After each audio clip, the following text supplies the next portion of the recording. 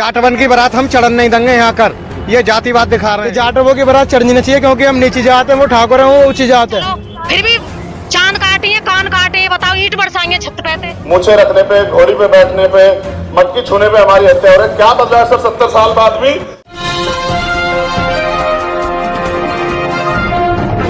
साथियों नमस्कार, मैं हूं नीरज पटेल और आप देख रहे हैं नेशन जनमत। बेहद गर्व के साथ प्रतिदिन कुंभ में नहाने वालों की संख्या बताने वाले मुख्यमंत्री योगी आदित्यनाथ क्या उतने ही गर्व के साथ ये भी बताएंगे कि तथाकथित उच्च जाति के हिंदुओं द्वारा अपने ही हिंदू भाइयों को घोड़ी पर चढ़ने पर, मटका छू जाने पर, मंदिर में घुसने पर क्यों मारा पीटा जा रहा है।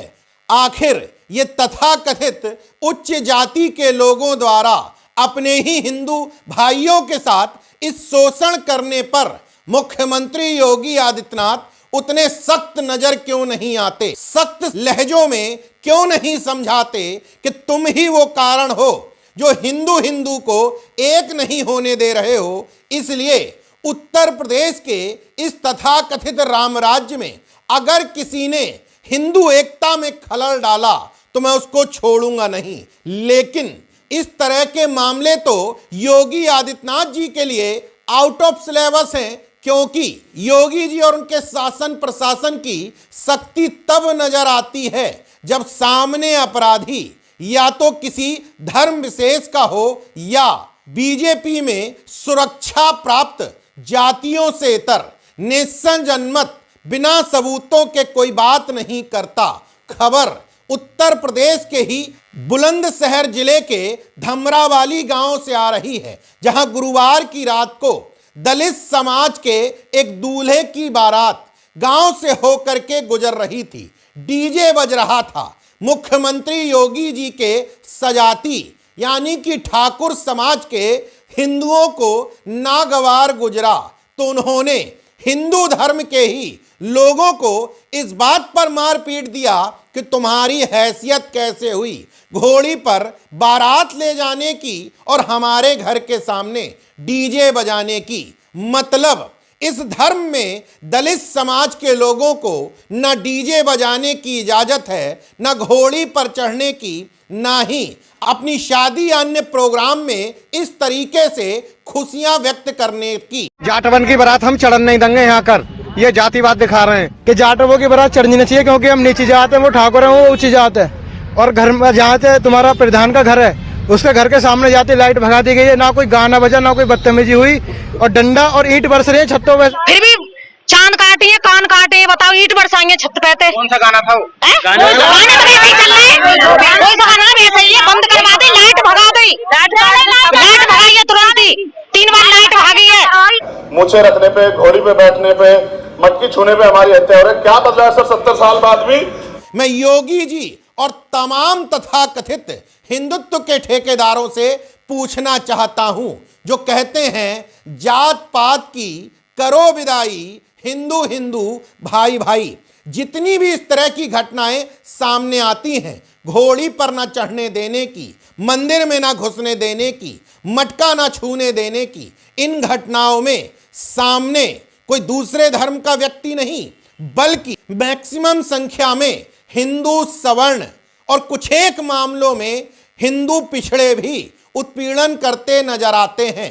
मतलब हिंदू का दुश्मन हिंदू बना बैठा है और योगी आदित्यनाथ जी बेहद गर्व से पुष्प वर्षा करवाते हुए डेली मंचों पर संख्या बता रहे हैं, हमने इतने करोड़ नहलवा दिए, इतने करोड़ को पुण्य की प्राप्ति हो गई। लेकिन ये संख्या नहीं बता रहे कि भगदड़ में कितने कुचलवा दिए और भगदड़ में कितने लापता करवा दिए।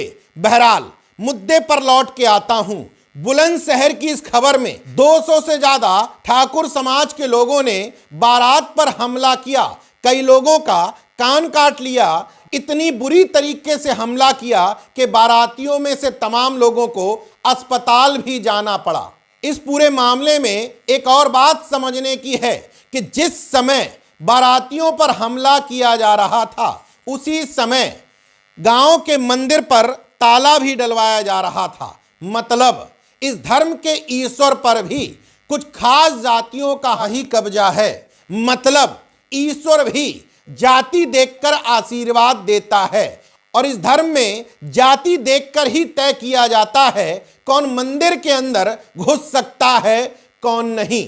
अगर नेशनल जनमत की ये बात गलत है तो मीडिया रिपोर्ट्स में जो कहा जा रहा है कि बुलंदशहर के बीजेपी सांसद भोला सिंह इस पूरे प्रकरण में हिंदू बनकर नहीं बल्कि ठाकुर बनकर के आगे आए और अपने सजातियों के पक्ष में खड़े दिखाई दिए।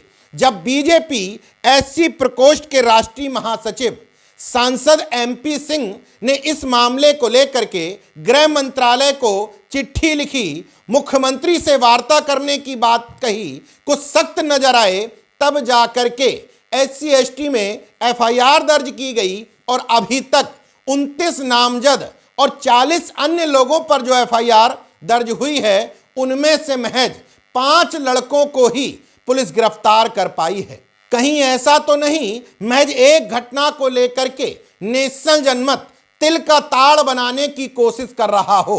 तो इसी बुलंदशहर में 11 दिसंबर की रात जो हुआ था उसको याद कर लीजिए। दूल्हा भी पुलिसकर्मी था, दुल्हन भी पुलिसकर्मी थी, इसके बावजूद दूल्हे को घोड़ी से घसीटकर जमीन पर पटक दिया गया था, बारातियों पर हमला कर दिया गया था। बाद में पुलिस की सुरक्षा में बारात निकली थी।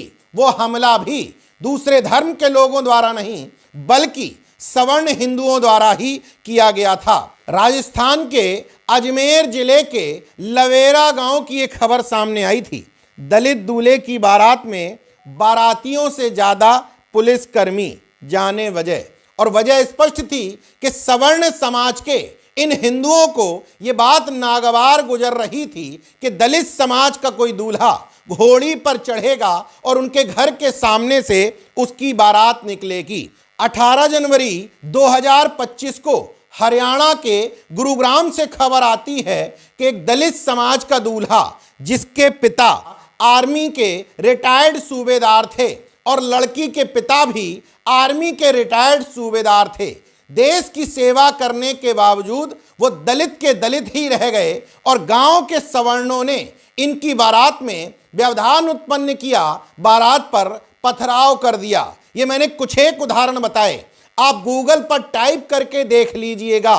दलित समाज के उत्पीड़न के ज्यादातर मामलों में आरोपी हिंदू सवर्ण यानी कि उच्च जाति के ही नजर आएंगे। मेरी बात पर यकीन ना हो तो बीबीसी ने 6 मार्च 2018 को एक रिपोर्ट प्रकाशित की थी, दलितों के घोड़ी पर चढ़ने से सवर्णों को कष्ट क्यों।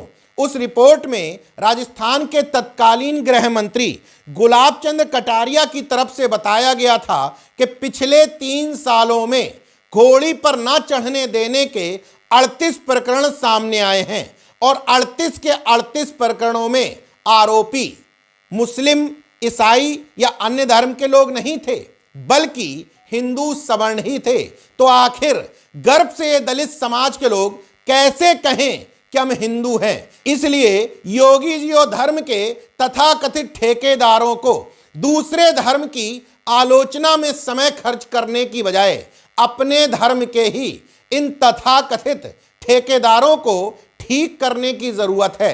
लेकिन किया नहीं जाएगा क्योंकि मकसद धर्म की रक्षा नहीं बल्कि धर्म की रक्षा के नाम पर कुछ खास जातियों के वर्चस्व को बनाए और बचाए रखना ही है। देखते रहिए नेशनल जनमत, जागरूक और सजग बने रहिए। जय विज्ञान, जय संविधान, जय लोकतंत्र। धन्यवाद।